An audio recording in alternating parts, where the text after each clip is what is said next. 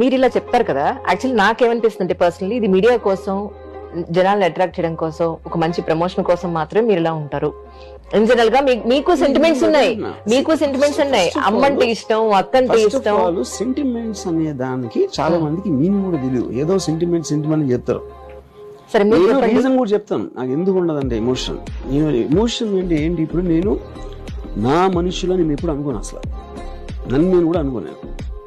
మీరు ఎంత రిమూవ్డ్ గా ఉన్నప్పుడు మీకు ఎమోషన్స్ అంతా తగ్గిపోతాయి. నేను I live on rationality, I live on logic. ఎందుకంటే ఎమోషన్స్ మిమ్మల్ని పక్కదారి పట్టేస్తాయి, మీతో మిస్టేక్స్ చేస్తాయి. మీతో ఆడన్నాడు, వాళ్ళకి అలా అయిపోయింది, ఇది ఎలా అన్నాడు అని వేరే వాళ్ళ గురించి అసలు ఆలోచించిన అప్పుడు ఏంటి, మీకు ఎమోషన్స్ అని వేరే వాళ్ళతో అటాచ్మెంట్ ఉంటుంది. నా భార్య ఇలా ఉంది, నా పిల్లలు అలా అన్నారు, నా డాడో నా పనిచేసే ఆఫీస్లో ఆడ అన్నాడు అని.